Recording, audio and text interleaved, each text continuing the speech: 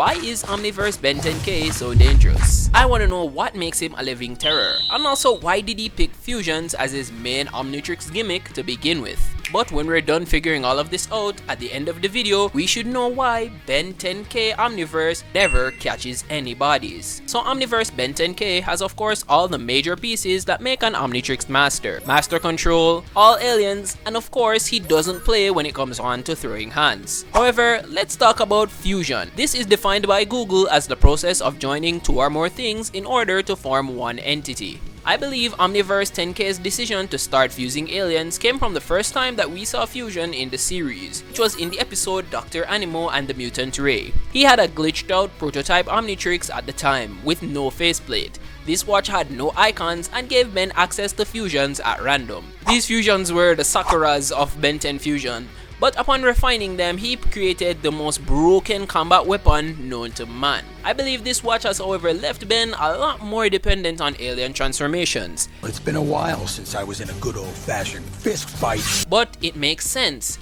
as he is easily able to overwhelm his opponents with minimal difficulty. But if we are to really be honest, a regular Master Control already has combat-abled titans that can overwhelm opponents easily. So what is actually the difference here? Well, luckily for us, I think a very pivotal Dragon Ball fusion holds the key to what puts fusions above normal transformations. And we can look to Vegito from the Buu saga to demonstrate what a combined entity can do. For non-Dragon Ball fans, let's give a little breakdown for context. Buu, the bubblegum absorption fighter, had at this point in the series absorbed multiple fighters of varying strength, leaving only Vegeta and Goku in combat. As strong as they were at the time, Buu vastly eclipsed them in strength, and this is where both reached for a last resort, which was fusing themselves into a new entity to take on Buu. After fusing, both gained such a power that it vastly eclipsed that of Buu's, and I believe that sort of application of his technique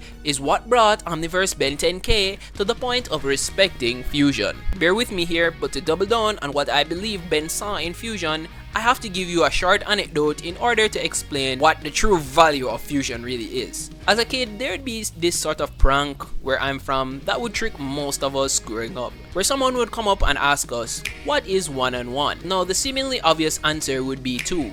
However, that's where you're wrong, as 1 and 1 is equal to 11. Since 11 is a 1 and a 1. Fusion operates under a similar principle.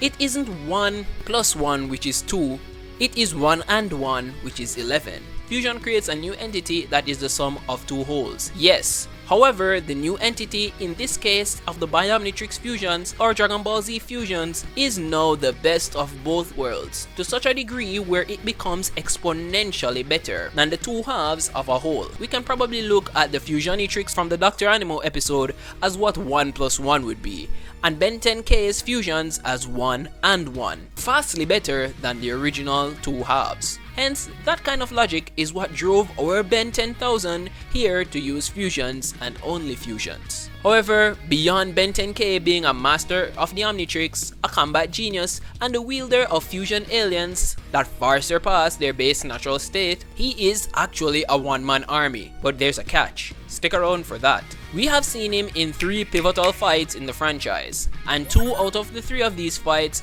we can actually see where he is a living army. He dominates evil Bens with relative ease. I think personally if he had gone Atomic X from the jump, he would have flattened them with minimal difficulty. And he takes on Eon and his goons as well, which he has no problem making quick work of those guys either. He probably doesn't actually need Paradox's help, if I was to be honest. However, in the final fight that we see him in Omniverse, he struggles against King Crimson. I mean Maltruant. He gets time shifted on so often until he's forced to go for Atomic X. And that kind of raises a question for me as to why in each instance didn't he murder these guys. And that got me thinking, realizing that this is the catch towards Ben 10K's power. He is pulling his punches. A classic thing that we see from some of the most powerful superheroes of all time is that they will always pull their punches in order to avoid major casualties. Take for example heavy hitters like Spider-Man, Superman, and Batman.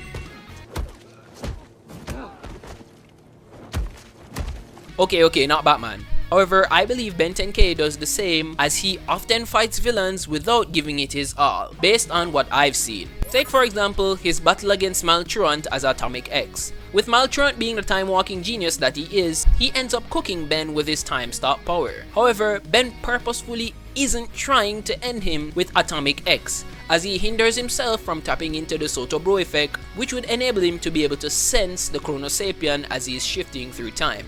With Celestial Sapien DNA combined with Atomix's, I believe that it should be easy as hell to follow him, since Celestial Sapiens are beyond time. I mean, alright, let's just look at the wiki, for example, to see what Atomic X can do. Mental reality warping, okay? Unlimited powers, are you kidding me? Ben is definitely trying to hold back probably every single fight if this is a genuine part of his skill set. I believe that he didn't tap into it in order to preserve the events as they were supposed to happen, since Malrun is in a time loop, but you can obviously see here that he is holding back during the fight, just like you holding back from liking the video. And ironically, we have kind of seen him be unhinged during a fight. A pretty good example is him definitely not holding back, as he quickly cooks Exo Skull with minimal effort, and probably with some of the lower end combat fusions that were possible. Hence, this fight is what not holding back looks like. So it's helped me to reach this conclusion, that the real danger of Omniverse Ben 10K doesn't just come from his Omnitrix mastery, his endless versatility of fusions, but also comes from the fact that every single fight he has had, he's most definitely trying to stop himself from killing his target and possibly everyone around. Hence why he doesn't catch as many bodies as he should. Thanks for watching. YouTube thinks you might like this video, so go ahead and click it.